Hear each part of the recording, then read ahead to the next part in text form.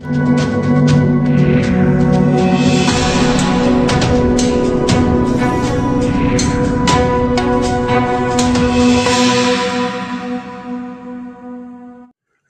आप देख रहे हैं असल न्यूज़ और मैं मौजूद हूँ सन्नोट गांव में। और आपको बता दें, सन्नोट गांव के लोग पिछले करीब 7 दिन से धरने पर बैठे हैं और उनकी मांग है कि गांव के अंदर जो खत्ता डाला जा रहा है उसे सरकार बंद करे, क्योंकि पूरे सन्नोट गांव के आसपास के इलाके में व सन्नोट गांव के कई परिवार तो ऐसे हैं जिन्होंने अपने लाल तक इस डंपिंग यार्ड की वजह से खो दिए। और साथ ही कुछ ऐसे परिवार भी हैं जो लगातार हर महीने करीब 60,000 तक की दवाइयाँ खा रहे हैं। प्रति महीने 15,000, 18,000 से 20,000 की दवाइयाँ खा रहे हैं। एक दिन में करीब एक व्यक्ति को 30 से 40 गोलियाँ खानी पड़ती हैं, तब जाकर वह जिंदा रहता है। और ऐसा ही एक मामला सन्नोट गांव से ही सामने आया है, जहां एक भाई हमारे साथ बैठे हैं और वो किडनी ट्रांसप्लांट कराने के बाद ही यहाँ पर बैठे हैं और हालात इतने ख़राब हुए कि उनकी पत्नी ने ही उन्हें किडनी दी, तब वो यहाँ पर बैठे और बात करते हैं। सर, नाम बता दीजिए। जी, संदीप वत्स।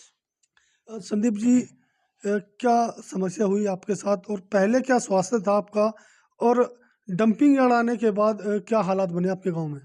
देखो जी, हम देहात में रहते हैं, आपको तो पता है भाई, शहरों की बजाय मतलब तुलना में देहात में मजबूत होते हैं लोग, कद-काठी से हर चीज़ में परिश्रम करते हैं। तो मैं भी मतलब ऐसे ही परिश्रम करता था।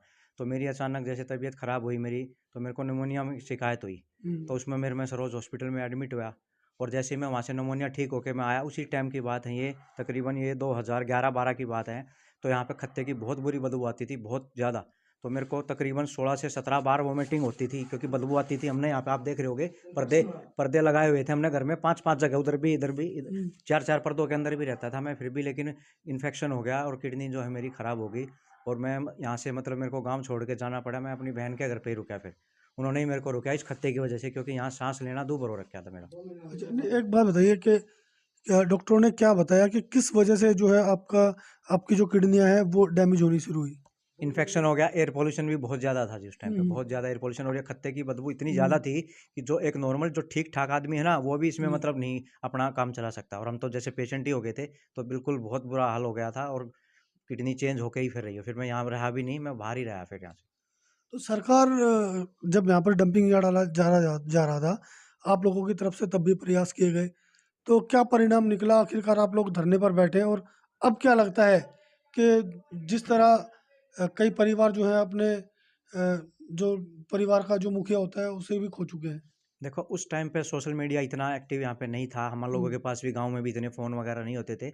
आज के टाइम पे हर आदमी के पास फ़ोन है, वो किसी भी सूचना को एक सेकंडों में ही यहाँ से वहाँ पहुँचा सकते हैं। तो उस चीज़ का अब की बार बेनिफिट पड़ रहा है, और हमारे गाँव वाले जितने भी आदमी मिलकर प्रयासों में लगे हुए हैं, हम्म। पूरी मेहनत कर रहे हैं, दिन रात एक करने लग रहे हैं कि अब दूसरी बार ये घटना ना घटे जो पहले घट चुकी। एक बार कहूँगा कि जो दवाइयाँ हैं वो भी दिखा दें कि किस तरह जो भाई हैं वो दवाइयाँ खा रहे हैं।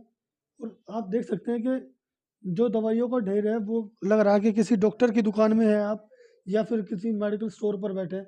संदीप जी, कितनी दवाइयाँ आ जाती हैं महीने की, और किस तरह दिन भर का रूटीन चलता है दवाइयों से? सर, जब मेरी किडनी ट्रांसप्लांट हुई तो मेरी 40 से 45 टैबलेट मतलब डेली की थी, और मैं मतलब हम्म। ले भी नहीं पाता था। इस दवाइयों को देने के लिए ही मेरे पास एक नर्स रखी गई थी, अब वही हम्म। टाइम टू टाइम दवाई दे। तो धीरे धीरे हमने अपना व्यायाम योगा वगैरह शुरू किया और हम ठीक ठाक हुए। तो अब मैं हम्म। बिल्कुल ठीक हूँ। तो मेरी 17 से 18 टैबलेट डेली की खानी पड़ रही है, बिल्कुल ठीक में ही। जी। तो किस तरह जो रूटीन बनाया गया है, और क्या उम्मीद है आगे के दवाइयाँ आखिरकार चलती रहेंगी या फिर ये बंद हो जाएँगी? क्योंकि जो डंपिंग यार्ड है उसके लिए भी आप लोग लड़ रहे हैं। बिल्कुल, बिल्कुल सही बात है आपकी बोली, हुँ। आपने बोली है। देखो, दवाइयाँ तो एक बार किडनी किसी की चेंज हो जाती है तो ये अंतिम साँस तक दवाई लेनी पड़ती है, लास्ट टाइम तक बिल्कुल ये हुँ। ख़त्म नहीं होंगी, ये कम हो सकती हैं। जैसे मैंने बताया ना, मेरी 40 से 45 टैबलेट थी, अब मेरी 17 से 18 टैबलेट मैं डेली खाने लग रहा हूँ। हो हुँ। सकता है अगर ऐसे ही मेहनत हम करते रहें तो हमारी 12 से 13 टैबलेट ही रह जाए, लेकिन अगर इस तरह से खत्ता आया तो फिर दवाई घटेंगी नहीं, ये बढ़ेंगी। तो अब जो डंपिंग यार्ड है ये तो पहले से ही है, एक और लाने की तैयारी की जा रही है। तो ये तो हमारे गाँव वालों के लिए और बच्चों के लिए, ख़ासकर जो भविष्य है, एक स्वास्थ्य के लिए बहुत ही हुँ। मतलब दिक्कत वाली बात है। और हम सबको जागरूक होने की ज़रूरत है कि भई हम भी इसके पीछे पड़े रहें और इसको यहाँ से हटवाएँ। तो लगभग सन्नोट गाँव में कितने जो पेशेंट हैं, जो किडनी और लंग्स और दमे और अन्य जो बीमारियों से ग्रसित हैं? काफ़ी पेशेंट हैं और अटैक की भी बहुत समस्याएँ होने लग रही हैं, क्योंकि जब आदमी साँस ही नहीं ले पाएगा, तो फिर जिएगा क्या, ये बताओ? साँस लेने में दिक्कत हो रही है, तो उसको फिर हर चीज़ में दिक्कत होएगी। क्या कहेंगे सरकार को? सरकार को मैं यही कहूँगा जी, देहात है, यहाँ का माहौल मत ख़राब कीजिए। वोटों में भी आप आ जाते हैं और वोट देते भी हैं आप लोगों को सभी, लेकिन उसका मतलब ये नहीं कि आप यहाँ इसको हमारे ही गाँव में डालें।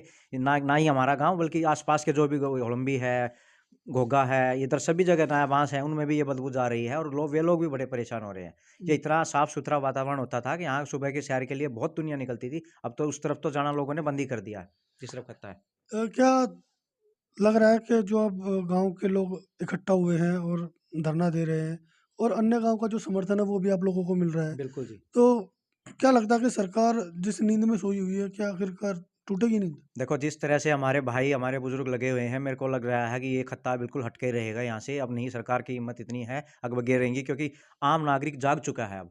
ग्रामीण एक जाग चुका है, देहात के लोग जाग चुके हैं और मेहनत कर रहे हैं। आपने देखा होगा 24 घंटे धरना दिया जा रहा है, इतनी कड़कती ठंड में भी, ओस भी हो रही है, कल से बारिश भी हो रही है, कई बार बारिश हो चुकी, लेकिन फिर भी लोग अपनी जगह नहीं छोड़ रहे, वहीं बैठे हुए हैं। तो अब कैसे दिनचर्या चलती है और जॉब करते हैं आप? हाँ जी, मैं जॉब करता हूँ। मैं सर तो सीएनजी क्या पंप पे मैनेजर का जॉब कर रहा हूँ सर। हम्म, और मेरे को सर वहाँ मास्क लगा के रहना पड़ता है, मैं बिना मास्क के वहाँ पे नौकरी नहीं कर सकता, और मैं यहाँ बाहर इसी आपने मैं धरने में भी नहीं जा पाया इसी वजह से, क्योंकि भीड़, धूल-मिट्टी की वजह से मेरे को एक कण भी अगर चला गया ना साँस में, तो मेरी तबीयत तुरंत खराब हो जाएगी। तो सर आप भी हैं, संदीप के पिता हमारे साथ हैं सर।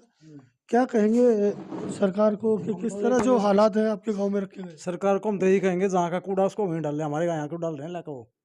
भाई जहाँ दिल्ली का है, फरीदाबाद का है, गुड़गांव में कहा जहाँ खत्ता है उसको वहीं रखें, यहाँ क्यों ला रहे हैं देहात में?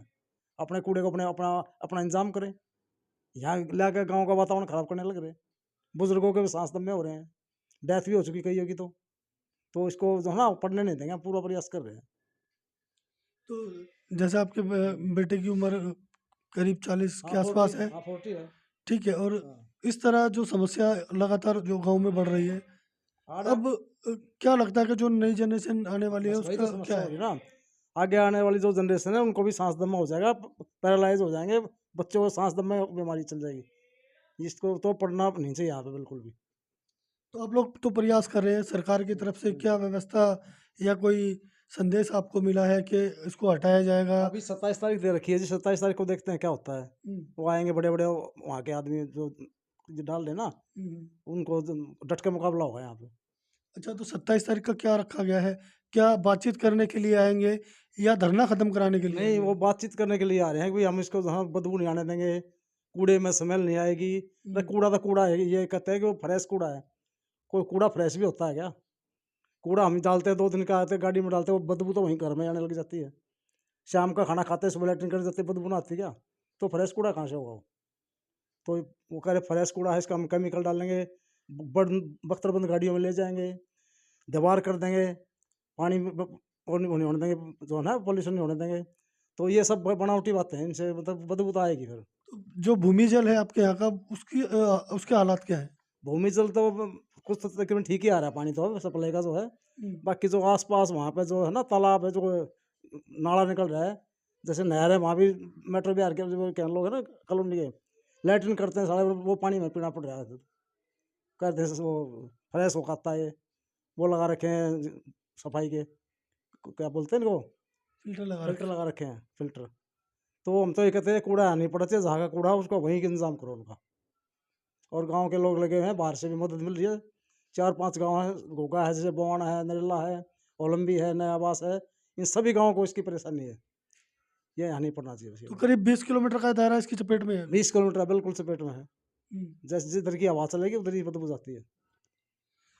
कहीं ना कहीं लोग भी धरने पर बैठे हैं और हमने बात की संदीप से और संदीप के पिता से भी, और दवाइयाँ भी दिखाई।